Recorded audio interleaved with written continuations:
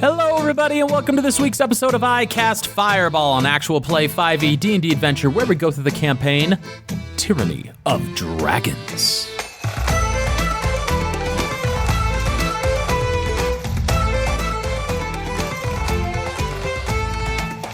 I'm Thomas, your GM for this adventure, and around the table we have Malamara, Lance Thalen, and Fleeple.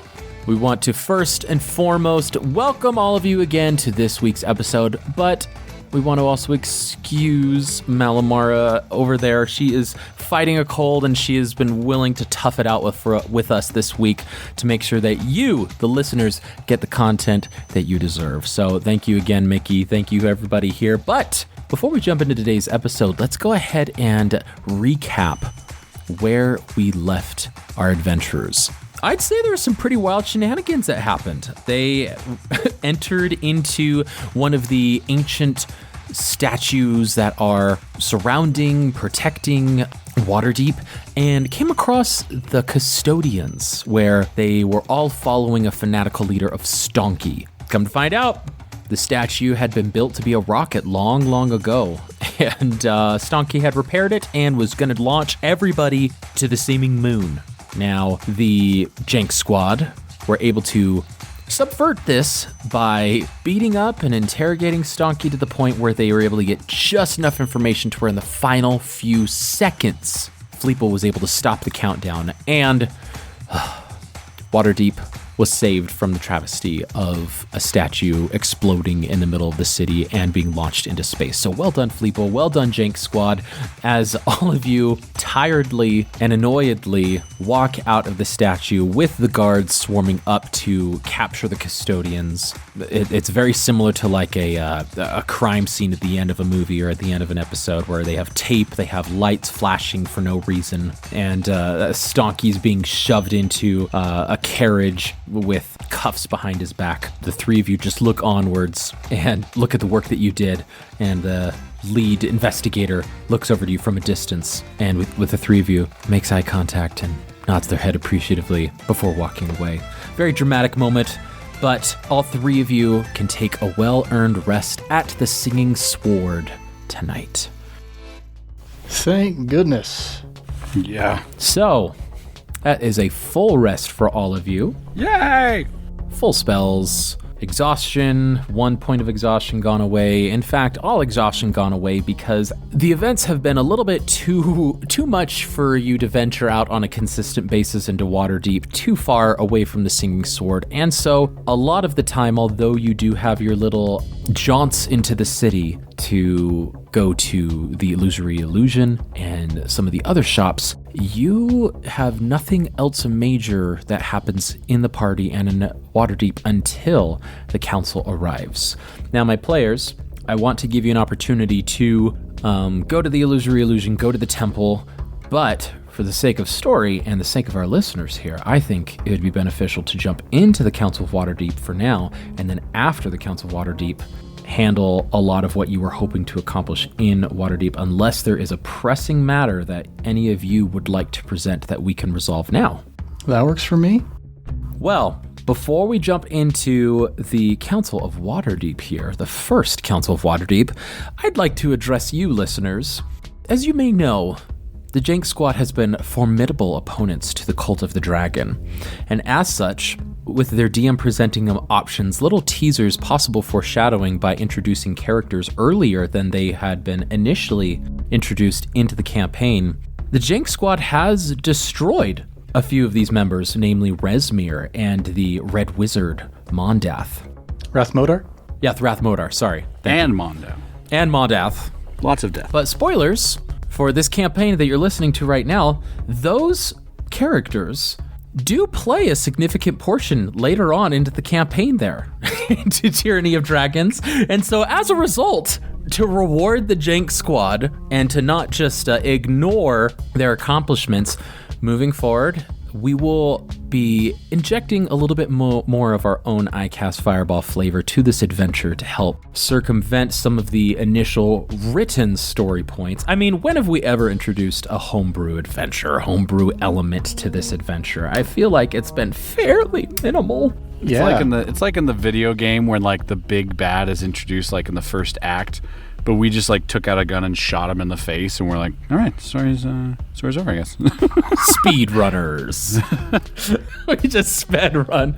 So, for any of those following along at home, reading the adventure page by page, I'm sure, which, you know, you've already seen the past couple episodes at least, and possibly even before then, there's going to be some slight differences here. So, back to Waterdeep.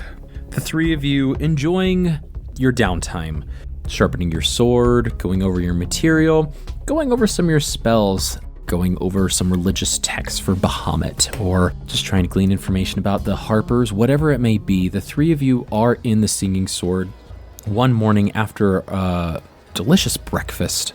It's a little bit different, but the Singing Sword, although at nighttime they perform pretty extensively, they do offer a breakfast individual or table performance if desired. And so as your breakfast is brought to you, he goes, would you like the Singing Sword special this morning? We've already had it every day for the past week, and I don't think Lance likes it that much. Yeah, it's kind of lost its savor after the first 5 minutes, so... I'll try working here for 5 years and having to deal with it every day, but thank you. I appreciate you saving my ears. Anyway, enjoy. Oh, I And will. the barmaid walks away. At this point, as you're sitting by a window, a raven actually perches itself on the windowsill and looks at the three of you. And as it looks at the three of you, you don't take much notice until it starts to speak and goes, Fleeple, Oh, that's me. Malamara, Oh, that's you. Lance Thalen. The bird knows my name. Leosin would like to request your presence at the First Council of Waterdeep.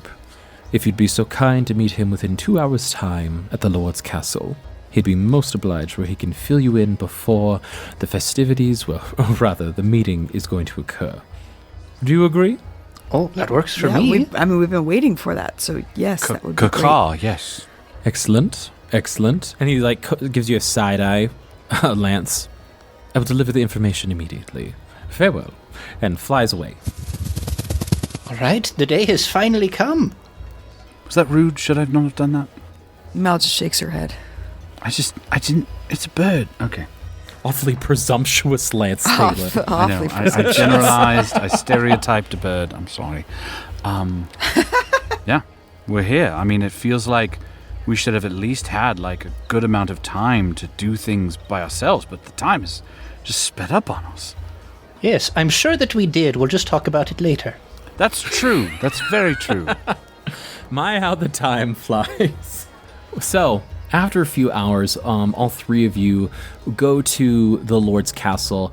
How would you like to present yourself to not only Leosin, but to the Council of Waterdeep? Is there any, are you just going as is? Are you trying to prepare yourselves maybe with dress robes or things like that? I just want to give you an opportunity here before I solidify you're already in the presence of Leosin to maybe spruce yourself up, or if you feel it's best just to be yourself.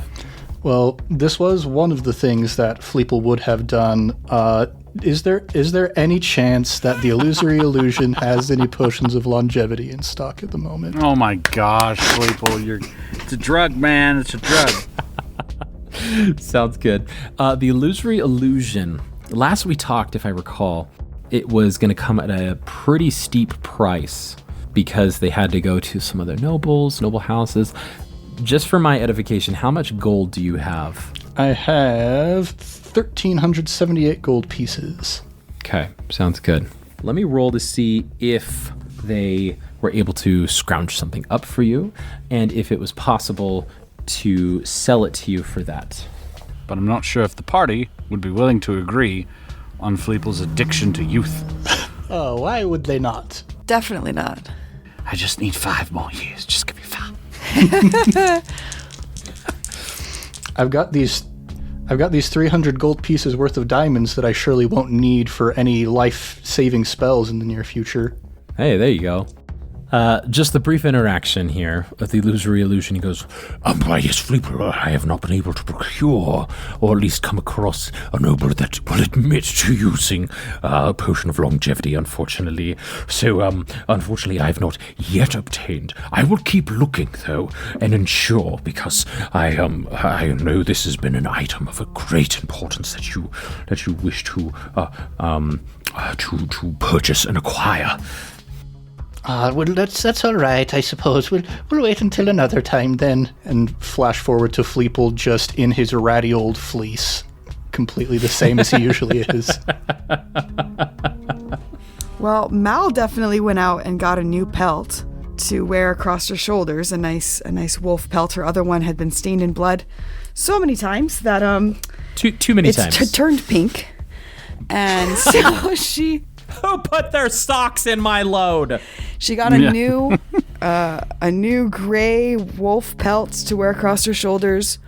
She got a new haircut that refreshed her undercut because it was starting to get long. And she summoned Zaza to ride in her dragon form across her shoulders as she goes to have an audience.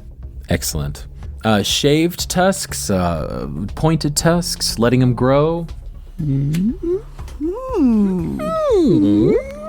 Shaved. Oh, just a little bit. Just a little bit. Not all the way down, but just a little bit. All right. So definitely spruced up and cleaned yourself up. Leather armor been, your leather workings and clothing having been oiled and really shiny. Lance Thablin. Yeah, I'm good. All right. Lance is just in his ratty clothing, torn and ratty clothing, and with an abnormally yellow scarf around his neck. Yeah, how on brand that the boys are just completely making no effort to look good in front of the most powerful people in the Sword Coast. Mal just sighs to be with you guys. And Mal just heard this presence among you. Excellent. Cool. So as you go to the Lord's Castle, this castle is, as I mentioned previously, the biggest. It's just beautiful sight as you are approaching and walking up the steps. And this is not just like a castle that's just right off a street.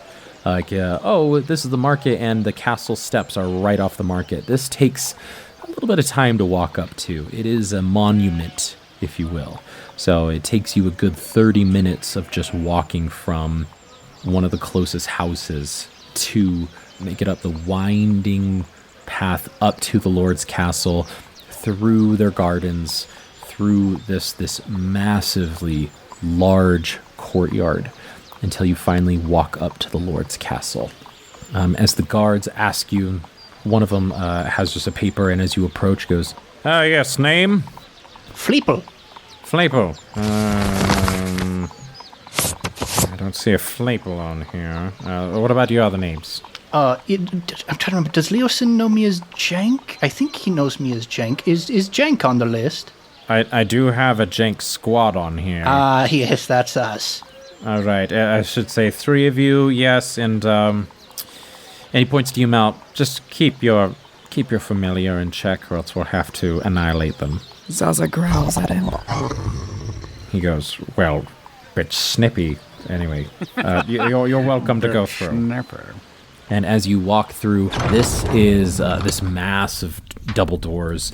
You see very lush carpets and rugs and portraits and tapestries and just curtains. This is a very, very rich castle. And it just, as you walk through these halls, you can just sense the age of the castle, as a lot of these tapestries show scenes. They show, they're a collage, so to speak, of a specific, I don't know if collage is the right word, but like of a moment in time. Is there a specific word for that? Like a battle in time or something like that? A tableau. Tableau, thank you. A tableau of certain events that were not only historic for Waterdeep, but some of them for just the Sword Coast in general. Some of them are very notably giants fighting dragons with Waterdeep being protected in this bubble, and it's been exaggerated, of course, with Waterdeep being small with a tiny bubble, with a gigantic giant and a gigantic dragon fighting over it.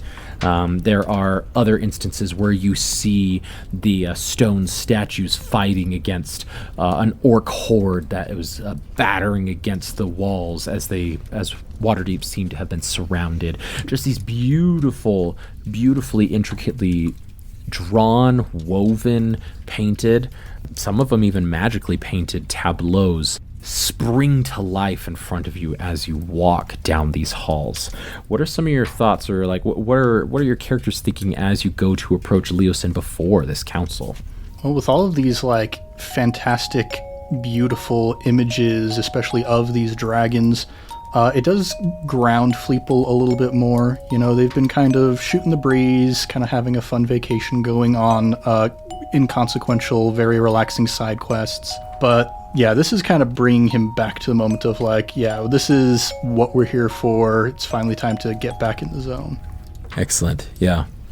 Lance is just thinking, just with all these like huge imageries and tapestries, and it just kind of brings him back to his original feelings toward Waterdeep, around like, just again, because he comes from Neverwinter, this city that's very kind of gritty. It's almost broken because of all the crap it's gone through, and then there's just Waterdeep putting on airs, and he's just like, he almost just feels like he thinks hypocritical, almost like they're putting on so much air, it has to be hiding something underneath, and he's just kind of annoyed. That's how he's feeling. Yeah. Mal, anything from you?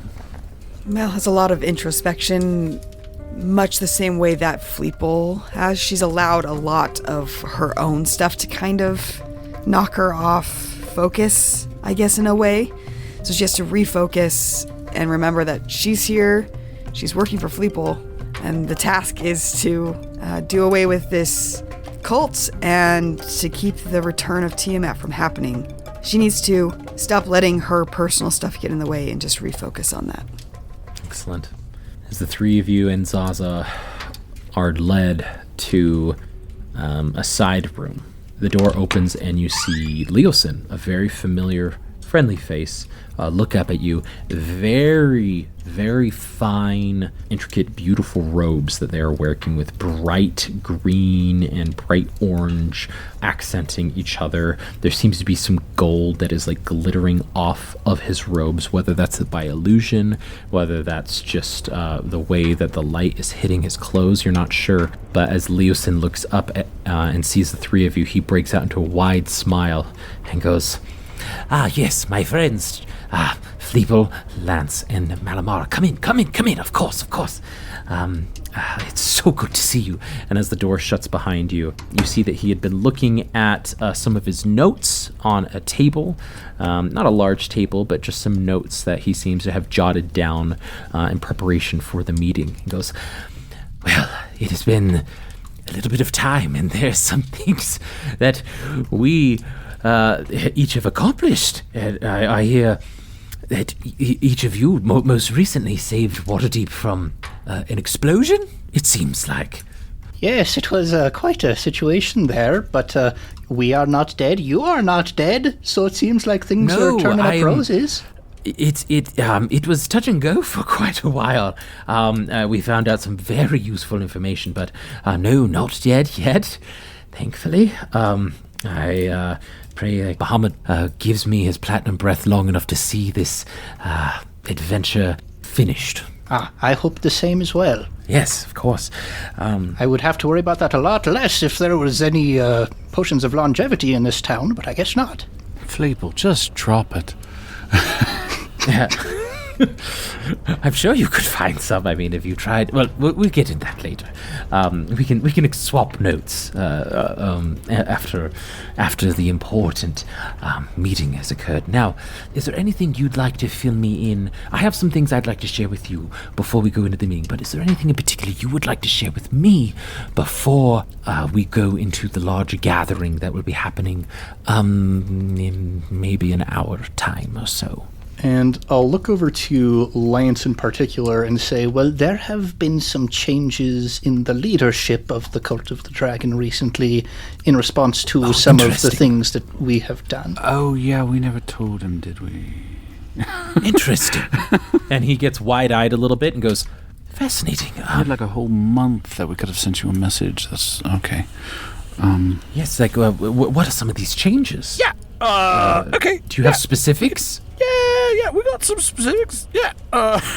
So Resmi's dead, and Yes, I knew that. You had told me that. Okay. So we knew that before we went to where I gave you my recommendation on where to stay. But yes, I knew that Resmi was dead, and the Fey Wizard, I believe. That's right. Red Wizard, yes.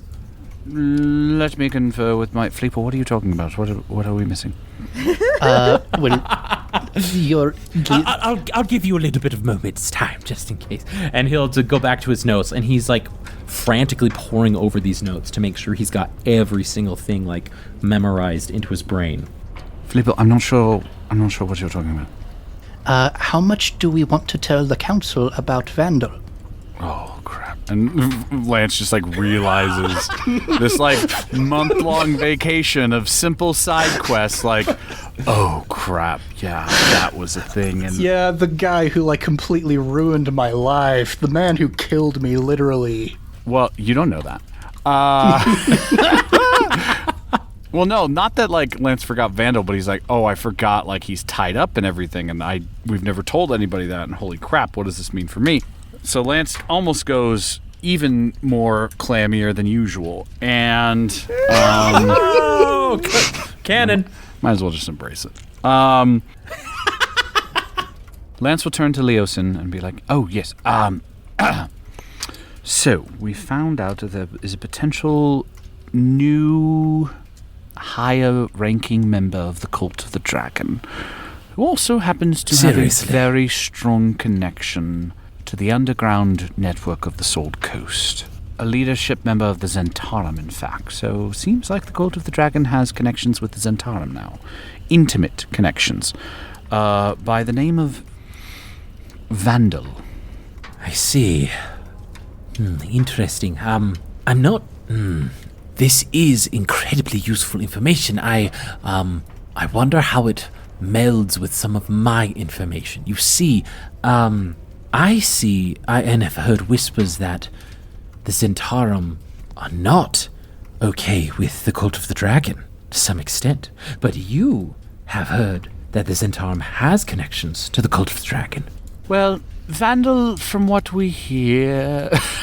just really trying not to connect himself to it. From what we hear, Vandal, he likes to do his own thing.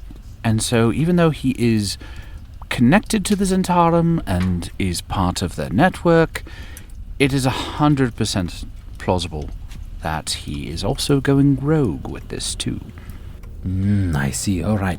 That might make more sense, which could be a good thing, depending on how we use that information. But he would definitely be using the Zentarum's resources to get what he wants, which is ranking leadership in the Cult of the Dragon. Probably, though, trying to keep it secret from the Zentarum.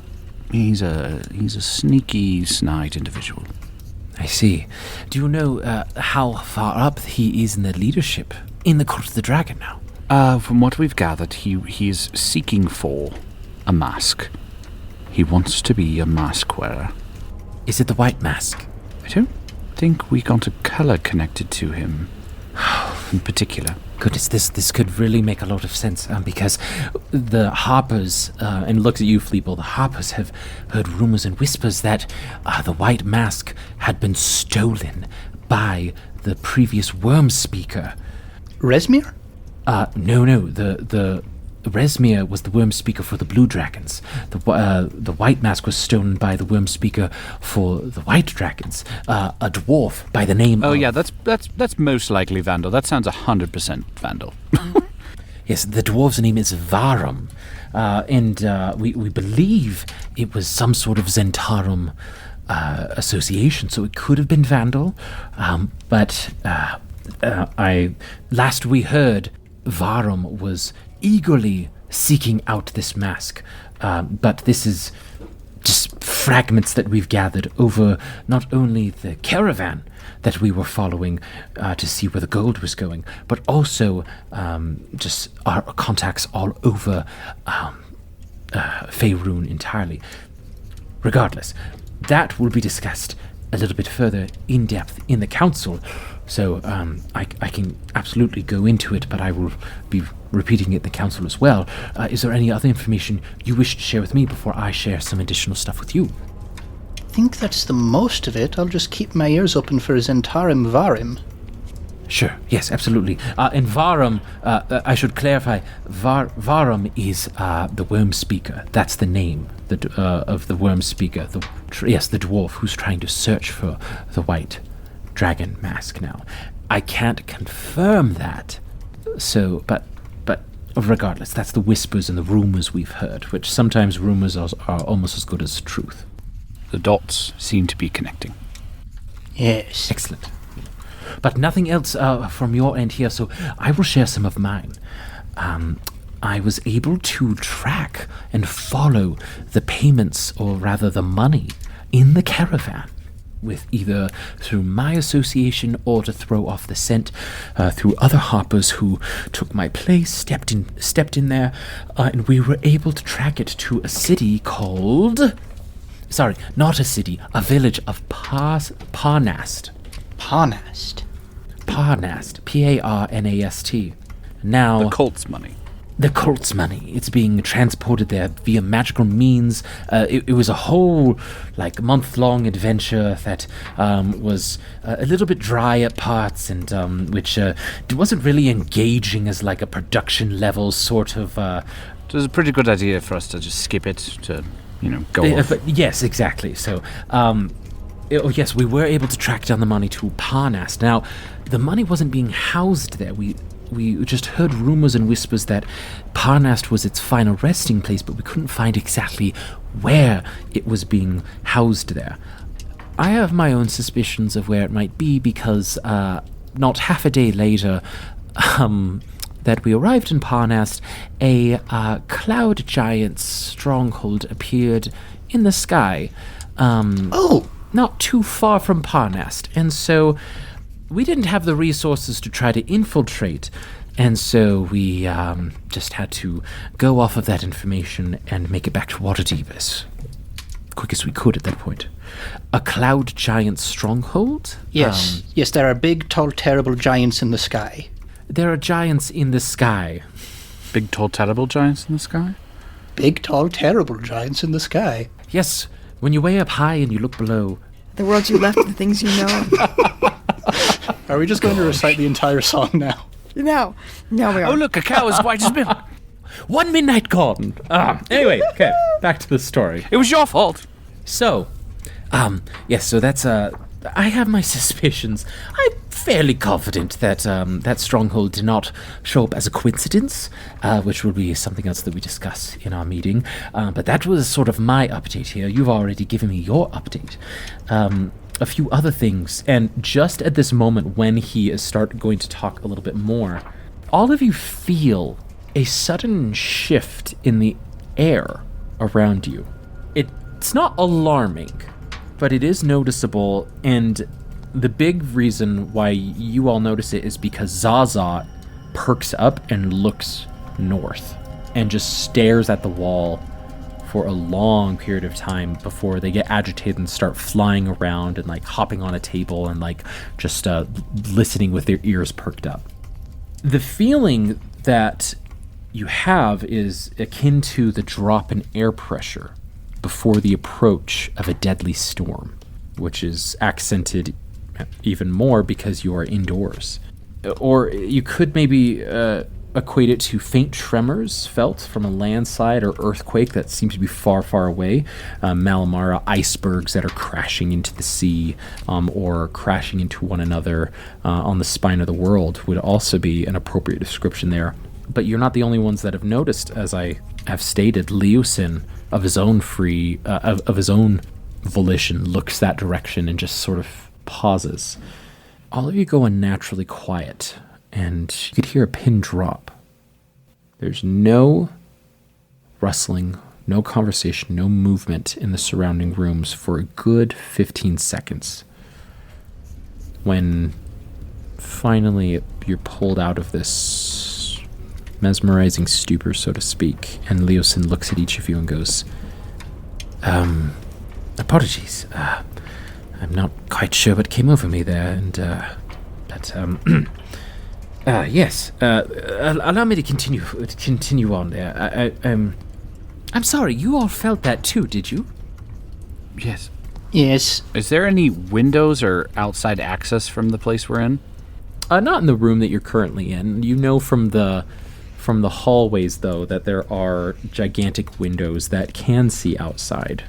But as you go out and you look at those windows, you don't see anything noticeable now that the initial silence has passed, so to speak. It just seems to be normal. But the guards and some of the servants in the hallways do seem a little bit more unsure and maybe a little bit more anxious. Just looking at each other and like, that was really weird, right? Can Mal activate her Eldritch Sight invocation? And she'll give a quick whistle to Zaza to do a sweep and see if she can sniff out either somebody invisible or something that has changed in the room physically, while Mal looks for something magically that might have changed. Absolutely.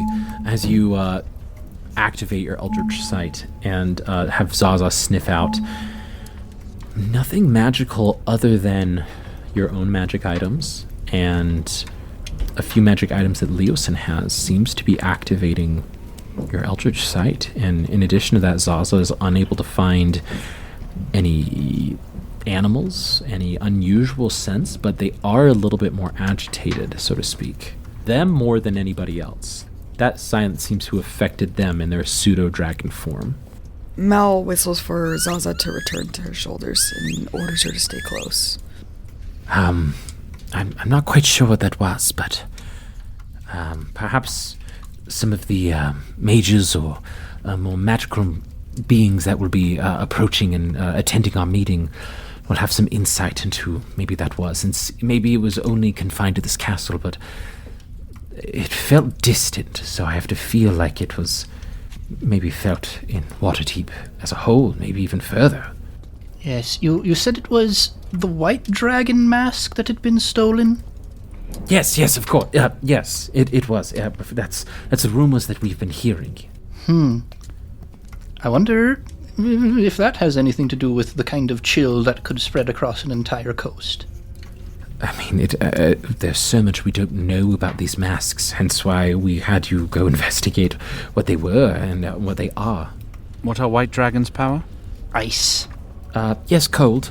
Chilliness, if you will. So that's a very logical step there, Fleeple. One that I didn't make. I'm a bit out of sorts, if you could notice, as he holds up his notes. I have a lot of presenting to do in the meeting and share to continue to... I've sort of been the one to spearhead this, and there's a lot of pressure riding on me right now, if I can be quite frank on that. So. Well, don't worry, you got this, sport. And I'll cast heroism on him.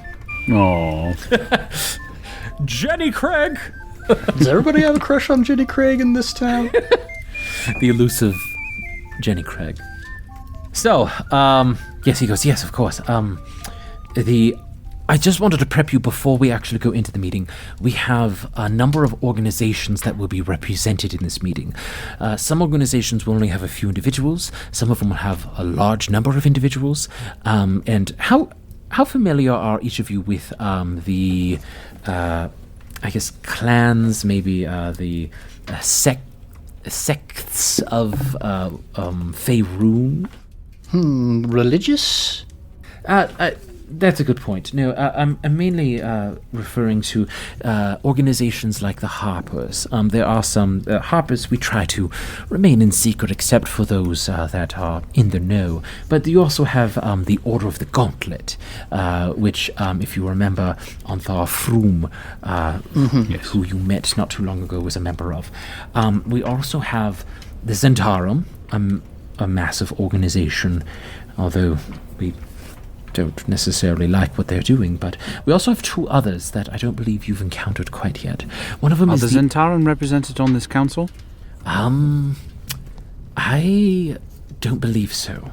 I don't believe I didn't reach out to them because we got conflicting reports, and frankly, the conflicting reports were from you and I, but we just didn't hear about them being displeased with the Cult of the Dragon until it was too late to reach out to them and find somebody who wasn't going to just try to rob everybody in the meeting themselves. So a reputable resource and reputable liaison with the Zentarum. But the 2 other organizations that I don't believe you've met are the Emerald Enclave and the Lord's Alliance. Now, do my players here have any knowledge about the Emerald Enclave or the Lord's Alliance in general? I know the Lord's Alliance, but I don't know the Emerald Enclave. Yeah, the Lord's Alliance is, if I recall correctly, a sort of confederation of some of the more powerful cities in the area kind of banding together to help out with nasty stuff. And then the Emerald Enclave is kind of a druidic nature-based sort of organization. Yeah, that's a good way to think about it. The Lord's Alliance is quite literally, it's not like a metaphor for anything. It's literally the lords and ladies of Faerun have created an alliance, and they are using that banner, those strongholds, sort of be like, hey, we'll protect each other in times of need.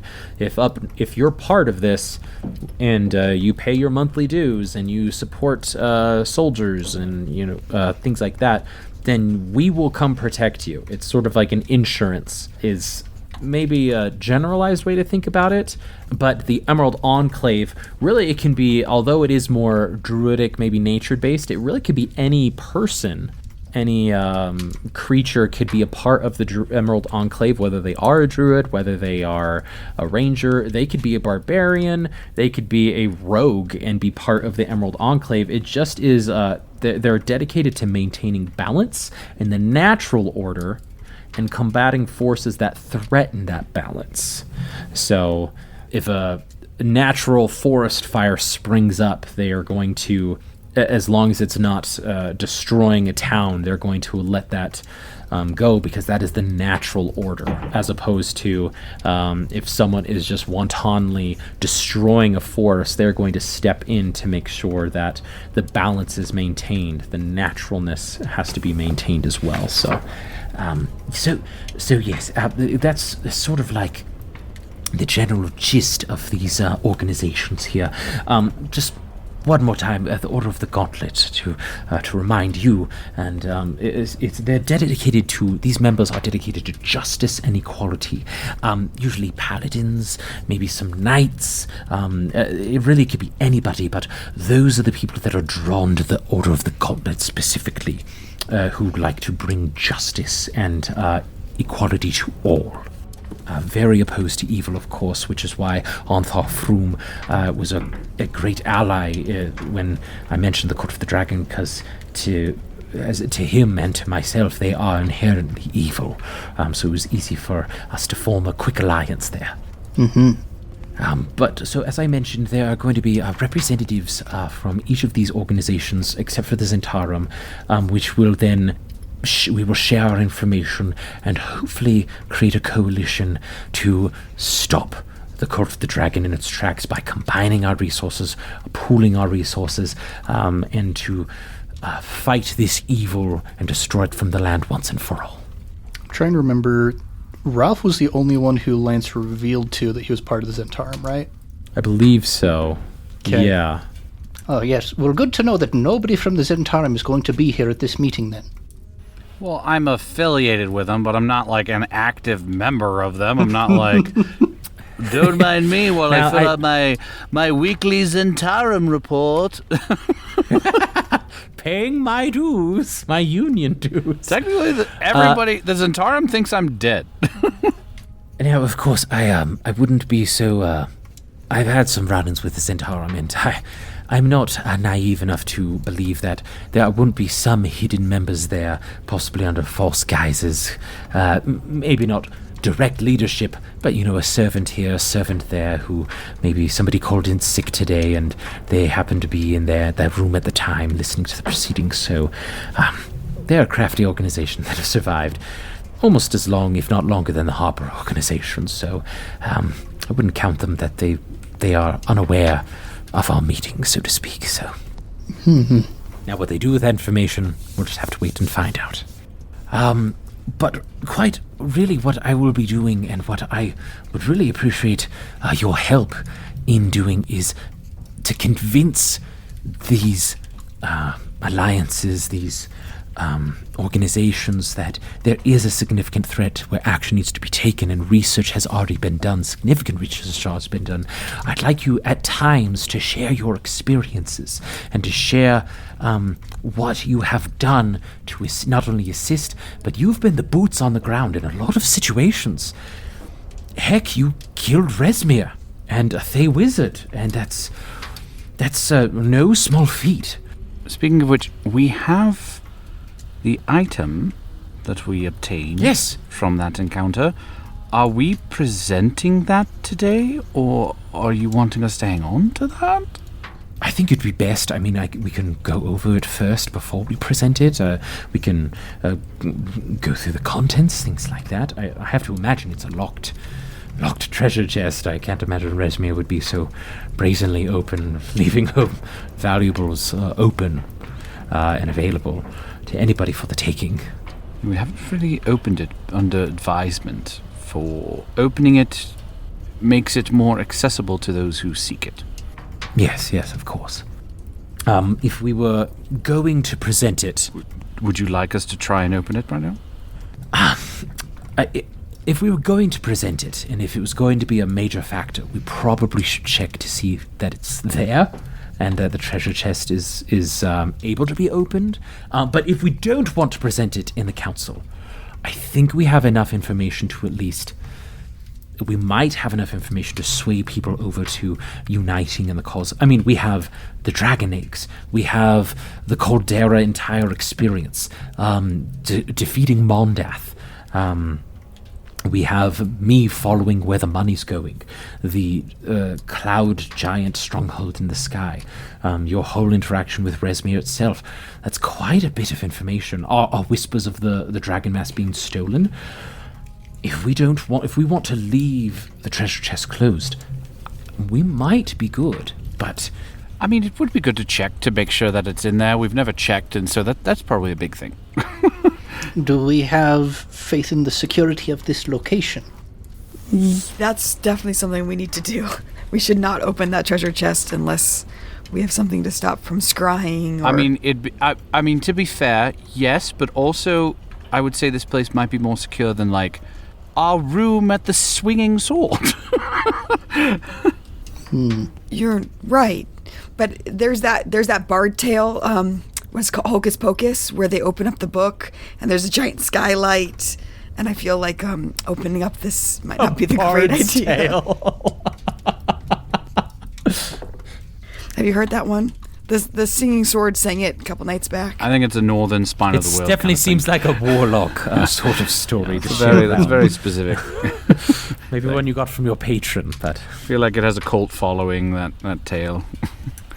Oh no, heavens me, I hope we don't have to... Never mind, that's a lame joke. We have enough cults on our hands at the moment. Take them out.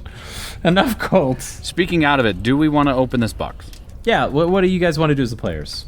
I want to open the box. What's in the box? What's in the box? What's in the box? Yeah, well, maybe there's more worms inside of it. More worms! Yep, that's what it is. We open it up and it's just filtering with worms and masks. And oh my gosh! And they speak with one voice. I'm okay to open it. Fleeple. We gotta open it at some point. I'm okay opening it too, but I also, feel like when it's one of these pivotal moments in a campaign, you look back and go, remember how they scryed on us that one time? That was this moment. Well, keep your magic eyes open, Malamar. Yeah, I don't know. Do we set up a tent in the middle of this grand stately hall? Set up a tent. So that nobody can see what's going on. Thomas, promise we won't be scryed on it. We'll open the box. I promise. Oh my gosh. What a shaky plan. Okay, to be fair though, who knows we have this? Nobody knows we have this box. Ralph knows we have this box. Can we trust Ralph? Only Ralph does, and Ralph has been sworn to secrecy, which I believe Josh would do that.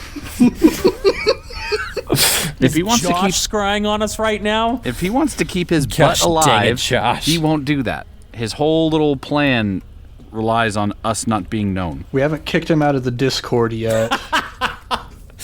he just pops in. Hello, everyone. Okay, I'm gonna roll to open the box. I'm doing it. All right. So as you pop out this treasure chest, as I mentioned, it's a decent treasure chest. It's not like one from Zelda, one of the big treasure chests. You might think of like the little one that he kicks open and there's like a 10 rupee in there or whatever. Wow, that's a very obscure reference for a visual there. But it is locked. The treasure chest is locked, Lance, so you will need to try to unlock it. Mal, you still have your detect magic up, correct? Sure. Sure? All right. Cool. If not, she'll recast it. There is no magic that you can sense on the lock or emanating from this treasure chest. However, you do know that it is iron encased, so you wouldn't be able to see any magic items in there. But yes, go ahead and Lance, if you're going to try to open it, then go ahead and roll a check. Fleeple, you got some help for me? You got this, sport. Smack him on the leg. Ooh, not a great roll, but I get a +4. 18. Remember, this box has been through a battle, so I feel like it's loosened. As you pick it with your thieves' tools, Leosin catches up and goes, Fleeple, your fascination with potion of longevity, I'm fascinated what your fascination about it is. I mean, you're looking pretty spry for a kobold. Why do you need... And so a conversation happens between you and while Amal, you're coaxing, you're comforting Zaza, while Lance, you are taking you're spending a good time trying to unlock this. Is there anything in particular, Fleeple, that is drawing you towards these potions? Well, have you ever had one? No, I haven't ever needed to. I'm afraid I would go back to when I was a child. I'm only 37, really. So. Well, when you get to be my age, you'll understand. Well, I'll have to wait. Only 20 more years? Oh, you flatter me, Leosin. I just really don't know with kobolds. I haven't really met one before you. All right. Lance, you are unable to unlock it. Dang it. 18 was not quite high enough. Okay, can I try again? You can try again. This would probably be the last time you can attempt before the meeting. Then afterwards we can keep trying, but yeah. You sporting me? Yep. You got this, sport? The other leg. Wacha. Better. Much better. That's 29. Ooh. Oh! You rolled poorly that first time. I did. I rolled really low. Yeah. Lance going, realizing everybody's watching me and this is my thing and I can't do it. What the heck is going on? You're like, okay. You walk around the room and you slap your shoulders almost like a swimmer does right before a meet. And you're like, okay, we got this. And you go over and as soon as you kneel down and you put it in, you twist it and goes click and it opens up. Oh, to the left. I went right. So you've unlocked it. Do you open it? Yes. As you open it, something immediately shoots towards your chest. And there is a little dart that's going to go right into your chest, and you're like, ha! Oh! I need you to make... I should have checked for traps. A Constitution saving throw, please. I'm a thief. I always check for traps. All right. But we're safe in this location, right? Is the dart magical? Because if it was, Malamara failed at her eye test. Mickey is dancing, and no, the dart was not magical. This is a trigger. Natural 20. Oh, well, the DC was only 13. Well, it shoots into Lance's chest, and Lance just flexes and it falls. Flexes. His scarf stops it. His sister stops it. Yes, there you go. That's a His much clammy- better. That's his a much better clammy- description. His clammy chest. It's too clammy. I can't pierce it. As you flex, but your sister really goes, okay, Lance. And like the scarf moves in front. It does still pierce you and you take half damage. So you only take, let's see, 6, 12. You only take 11 points of poison damage. And I'll half that with my uncanny dodge. Gosh dang it, rogues. Yep. So you really did flex and go, "Huh," and then dive out of the way. So that's 6, or is it rounded down to 5? Always round down with damage. Haha. So, and it's just a pinprick at that point. Oh gosh. That was 76 poison damage. I mean, come on, guys. It's 6 points of damage. Listeners, this is why if you're like, gosh, this dude Thomas is throwing some really high level stuff at them. This is why I have to throw some high level stuff at them. Anyway. Yeah, metal cockroaches. So, as you open the chest, there is no magic emanating from this chest. And Lance, as you look in there, you see gems, jewelry, coin, but that is it. There's no mask. There's no mask in here. Thomas. Ralph! Did Ralph screw us? Josh! Is there space for a mask? Does it look like somehow, some way, this is the... Lance is investigating the crap out of this because he's so pissed at this. I took a dart in the chest for 5 damage for this. Gosh dang it, I was mildly inconvenienced. Is this yes, go seeming and roll an like this investigation was a chest that could have a mask placed in it, that it has maybe just with the insides of it has somehow indentations to show a mask was here in a placement? Lance just wants to know he wants to know the maker of this box by how much he's going to investigate it. Go ahead and roll an investigation check. It's ridiculous. We went through freaking 8 episodes for this thing. And Thomas gives us a box of jewels. I already got that. I stole that from Ralph. I got a bag of jewels already. Critical fail. Dang it. So mad he can't even look at it. I am. I'm pissed. So I'm you don't look Oh my underneath for the gosh. make and model of the treasure chest, but you do on the inside. You're so upset and frantic, and like you're futilely you look over and you're like you're removing the gems and like you're looking underneath them like, is this it? You just see a cloth that it was partially covering, and this cloth is it's white, it's fairly large, but it's empty. It's an empty cloth is all that you see. So just without even rolling though, you do see that this treasure chest is not filled with gems and coins.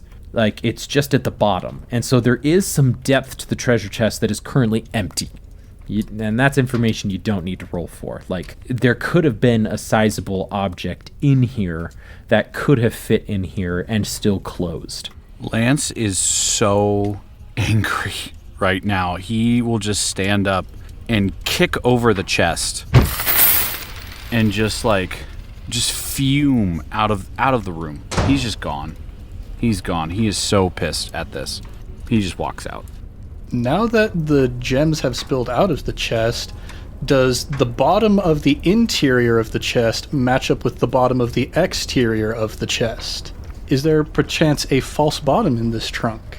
As he kicks it over and spills the gems and the coin onto the bottom, Fleeple, you go over and you look at the chest, and indeed, the depth of the chest, there is no false bottom. You check the depth looking at the outside, looking on the inside. There's no worms. There's no false bottom. This thing only seems to have contained the gems, jewelry, and coins. Nothing but incredibly valuable resources.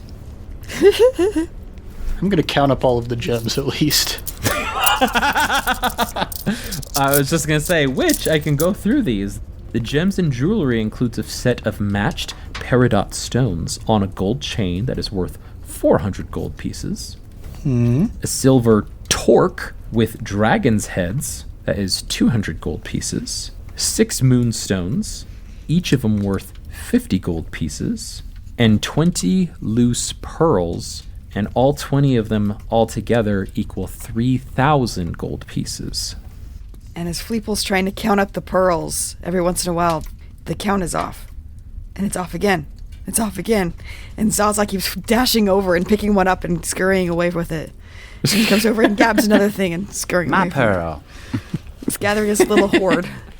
And Fleeple is like, get out of here, come on. Try to be an accountant for a bit. In addition to that, there are 600 silver pieces, 200 gold pieces, and 50 platinum pieces. Hey. So now he can buy the potion of longevity. If you can find it. Yes, if that slacker over at the Illusory Illusion can manage to actually get one in stock. Do your job. You got one job. What's he doing with his downtime? I've been here an entire month. Just chilling, going on completely non-lethal side quests. Leosin looks to those in the room remorsefully and goes, I'm terribly sorry. I'm so sorry. I wish that the mask would have been in there. But as I said previously, the mask, although a blow to us to not have it in opposition, I think we still can convince and we can still rally the other individuals to the cause to defeat the Court of the Dragon.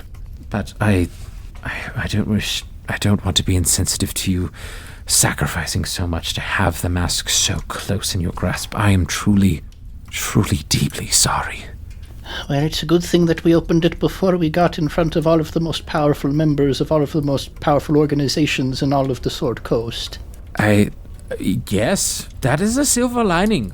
A platinum lining, even. Yes, you're quick on the draw. I'm going to go check on Lance and see how he's doing real quick.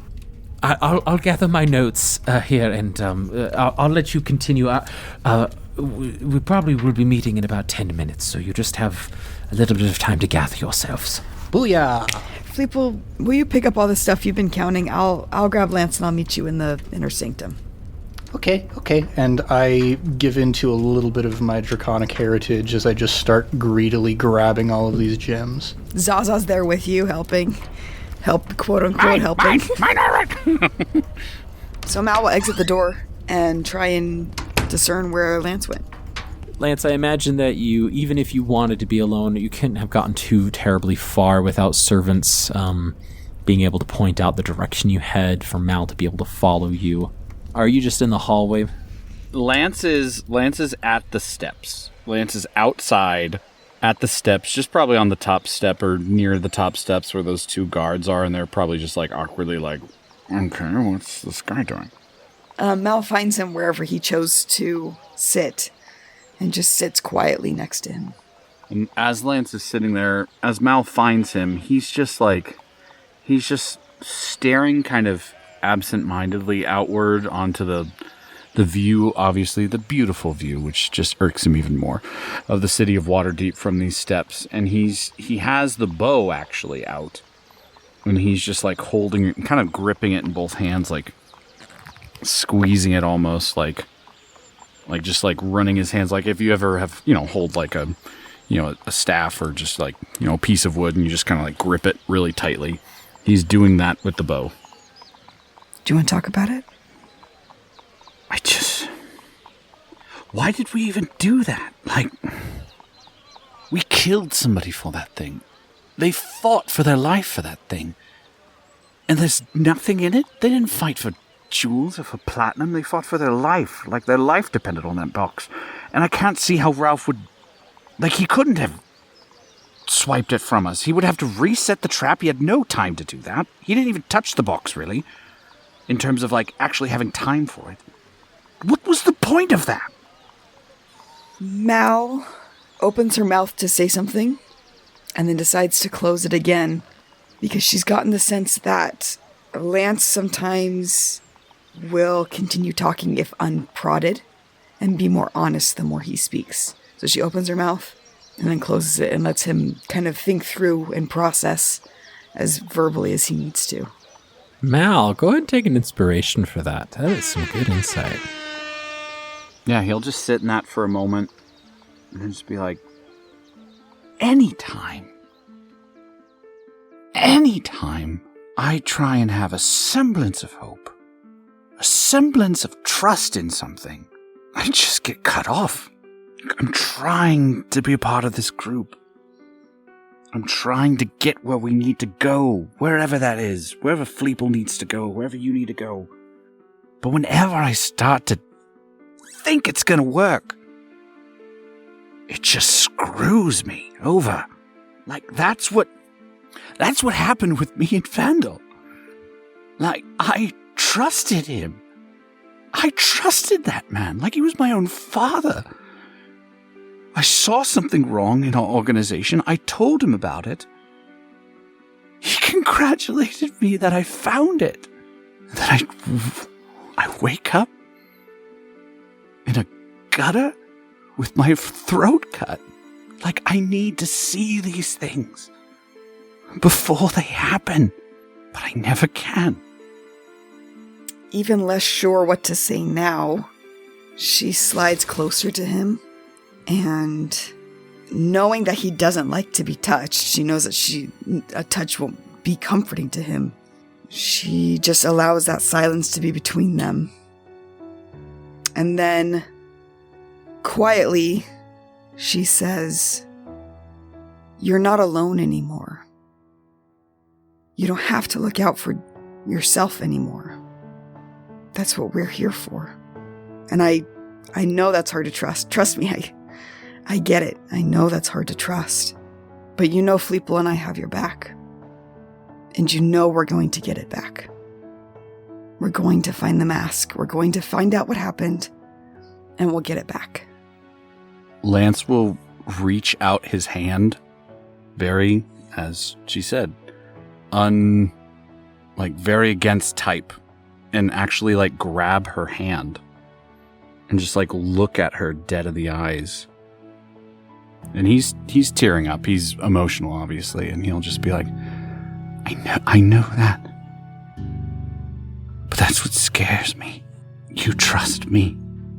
And I can't find these things that might hurt us. It killed someone I loved before. My sister. And it took me a long time to gain any semblance of that kind of thing back. I can't lose that again. That's what scares me. I didn't know you had a sister. I guess I do play things pretty close to the chest. Yes. This was her bow. This is her scarf. Mal reaches out her hand for the bow. He'll hand it over. And she'll run her hands along the smooth bow and along the leather. And reflecting on the loss of her own brother, she grips the bow tight to herself.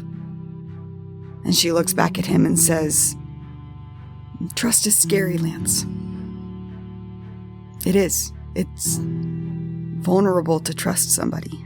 But if you never let anybody else in, all you're ever going to have is this empty bow." And she hands the bow back to him. That's actually pretty smart. You don't say smart things often, and that was pretty good. Okay. He'll kind of straighten up, kind of stand up, and just be like, all right, I've been enough of a baby out here. Mal will stand next to him, and she will put her hand on his shoulder as she turns to go inside and just say, "You can take another second, recompose. We'll meet you in the inner sanctum. I'll let them know that you're coming. But Fleeple and I are here for you. And thank you for your vulnerability."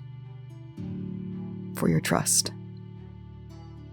Malamara, you're one of the best people I know. Half-orc and all. And he'll just kind of take a moment and look back out to the cityscape. She really wants to quip that and make a joke out of it, but she feels the sincerity of the moment they're having, so she just squeezes his shoulder and walks inside and lets him have a moment to just calm down and be ready to come back inside. This conversation, feeling the breeze blow across your face as Lance, your scarf is caught in the wind as it blows with a few leaves tickling the back of your neck as they blow across you, looking at this beautiful landscape, as you say, which frustrates you. And just taking a deep breath in, you realize that not only are you not alone from Mal, but you feel that warmth as you clutch that scarf in your heart again. And you start to feel those whispers come back, which they're always there. But you're able to, with that, just focus in on the one whisper. Just listen to your sister. And just breathe in, closing your eyes, feeling the breeze across your face. Before turning in, going to the doors of the inner sanctum, with the three of you side by side and Leosin looking at you and saying, "All right, well, I believe we're as ready as we'll ever be, so stay sharp. There's no danger here, but there's a lot we can do to impress. So, I thank you again, and here we go." As he pushes the doors open, and you're led into the main chamber for the first Council of Waterdeep. And that is where we're going to end this week's episode of I Cast Fireball.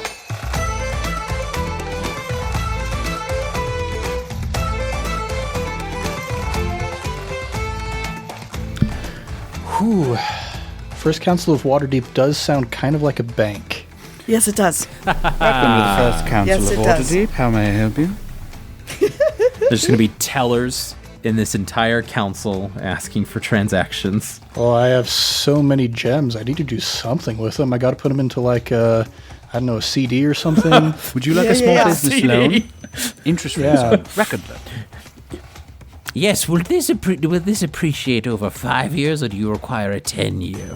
I'm a little late to start my retirement package, I think, but I can at least get started now. Adventurers have terrible 401k. longevity so I can start over. Oh, well, I'm going to give inspiration to Lance as well. Fleeple, I apologize for not, but that was I think we can all agree, fantastic RP, not only between the two of you, but finally revealing to a member of the Jinx Squad your personal history. It's a milestone, folks. Not these random strangers that you almost kill and almost kill you, but an actual member of your own immediate party. Thank you.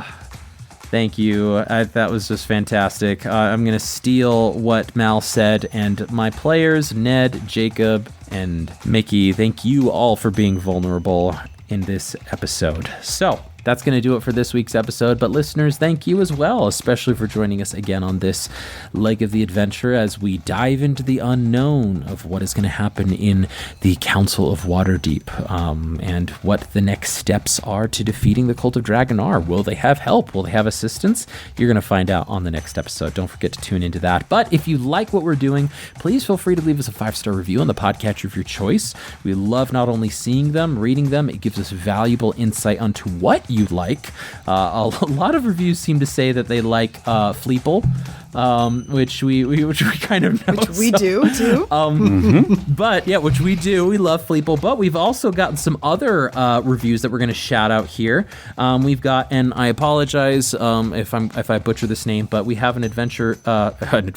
We have a review from Mar Shalal Hajbaz. Again, I'm so sorry. I'm so sorry. And the review says, "Great adventure. Love the voices." and I'm just assuming they mean my voice, but maybe they hate mine and love Mal's and love Lance's. But they love Mal's pseudo dragon as well, and Lance's rogue, quote unquote, rogue dice, and in big bold sneak attack. Rogue dice or rogue things. We have another person. Their review, their tagline is just Adeline W. They say hi, hello, and in all caps they say you should listen to iCast Fireball. A lot of exclamation points, smiley face. Here's a smiley face back to you through our auditory-only podcast. And then finally, we got another 5-star review that says, this one, there is no name, there's just animals. There's a dog, cat, alligator, and a scorpion. And the title says, for Ned. 5-star review. Ned, will you please make some more improv tabletop episodes, please? Oh. So, some great stuff going on. Presumably, you must be referring to that time when I took off a month to prepare for our currently releasing Blades in the Dark campaign that's going on over on iCast. Over on Improv Tabletop. Yes, this is a great shout out to our sister podcast, Improv Tabletop, where Ned is the GM, the keeper, the crime organization boss, whatever you want to call him over there, who runs through not only Fate Accelerated Improv Tabletop episodes, but also through Avatar Legends using the new tabletop system and their new campaign, their new season, Blades in the Dalfei, using the Blades in the Dark TTRPG system. It's fantastic. I just recently started season 2. It's crunchy. I love it. There's a lot of mechanics which are just so delicious and overflowing. Go give them a listen. Go give them a 5-star review. Don't forget to leave them a comment as well. But that's the reviews that we've had that we wanted to shout out on today's episode. If you'd like to reach out to us with something a little bit longer than a review, shoot us an email, icastfireball2020@gmail.com, where you can let us know what you're doing. We have a lot of people reaching out saying how they listen to the podcast, what they're doing as a result of. We love getting that feedback as well. And lastly, if you want to support us as well, you can go to our Ko-fi account, which should be in the description below, and leave a donation so we can keep the lights on and keep moving forward with iCast Fireball. Don't forget to look at our social media webs there. We've got a few things that a few questions that we ask there from time to time. And we also, I know we've been teasing this for quite a while, we are having some material, possible campaign coming to the YouTube channel as well. So look for us at iCast Fireball 20 on Twitter, Facebook, Instagram, and YouTube. And here's something I want to get your feedback as well. How would each of you like to see us stream a one-shot, a one-off, whether inside the iCast Fireball world, outside, something that I've been toying around with, possibly taking a card from Ned here, looking into some other tabletop role-playing systems to see how maybe that would work for a one-shot scenario there. So go and shoot us out if you'd like to see us try maybe Pathfinder 2nd Edition or some of these other fantastic tabletop systems live on stream for your viewing pleasure. Lastly, don't forget to like, subscribe, and share with your fellow friends and wacky adventurers. But until next time, I'm Thomas, your DM, and around the table we have Malamara. Lance Thalen. And Fleeple. Let's keep that fire going, everybody, and we'll see you all next time.